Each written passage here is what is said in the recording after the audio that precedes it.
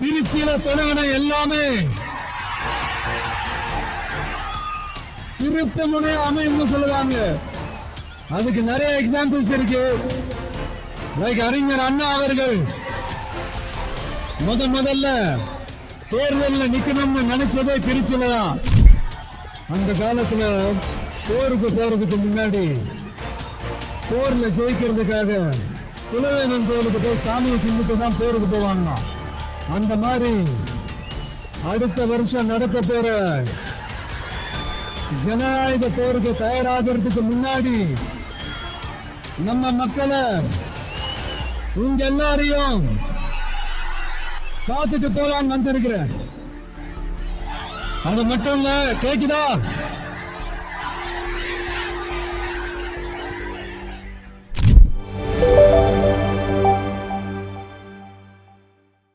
தமிழக வெற்றி கழகத்தின் தலைவர் விஜய் இன்று திருச்சியில் தனது அரசியல் பயணத்தின் முதல் பிரச்சாரத்தை தொடங்கியிருக்கிறார்.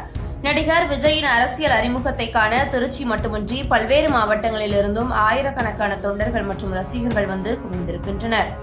விஜய் தனி விமானம் மூலம் திருச்சி வந்தபோது விமான நிலையத்தில் குவிந்திருந்த ஆயிரக்கணக்கான தொண்டர்கள் அவருக்கு உற்சாக வரவேற்பு அளித்தனர்.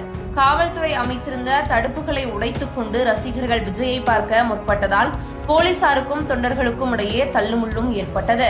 காலை 10:30 மணிக்கு தொடங்க வேண்டிய பிரச்சாரம் கூட்டத்தின் காரணமாக தொடர்ந்து தாமதமானது. விமான நிலையத்திலிருந்து வெளியே வருவதற்கே 1 மணி நேரத்திற்கு மேலானது. பிரச்சார வாகனம் தொண்டர்களால் சூழப்பட்டு இன்ச்சாக மட்டுமே நகர முடிந்தது.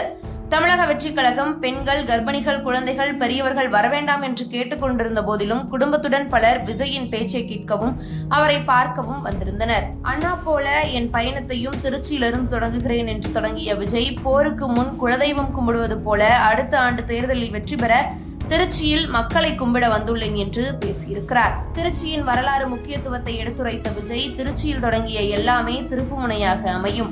அண்ணா 1956 இங்கு தேர்தலில் போட்டியிட முடிவு செய்தார்.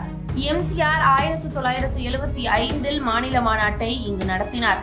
பெரியார் மலக்கோட்டையில் வாழ்ந்தார். பெரியாரும் அண்ணாவும் நேசித்த இடம் இது என்றும் பேசியிருக்கிறார். அது மட்டுமல்லாமல் விஜய் பேச தொடங்கிய சில நொடிகளிலேயே மைக்கில் கோளாறு ஏற்பட்டது. 2வது மைக்கிலும் ஆடியோ பிரச்சனை காணப்பட்டது. இதனால் தொலைக்காட்சி ஒளிபரப்பிலும் சிக்கல் ஏற்பட்டது.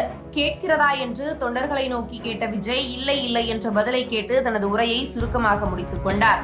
சுமார் 7 மணி நேரமாக காத்திருந்த தொண்டர்கள் தொழில்நுட்ப கோளாறால் விஜயின் பேச்சை சரியாக கேட்க முடியாமல் விரக்தியடைந்தனர். இந்த முதல் பிரச்சாரம் தொழில்நுட்ப சிக்கலால் பாதிக்கப்பட்ட போதிலும் விஜயின் அரசியல் பயணம் திருச்சியிலிருந்து தொடங்கியுள்ளது என்பது குறிப்பிடத்தக்கது. அது மட்டுமில்லாமல் விஜய் அவர்கள் தமிழகத்தை பற்றி மட்டுமில்லாமல் திருச்சியின் அமைச்சர் அவர்களையும் விமர்சித்து பேசினார் என்பது குறிப்பிடத்தக்கது.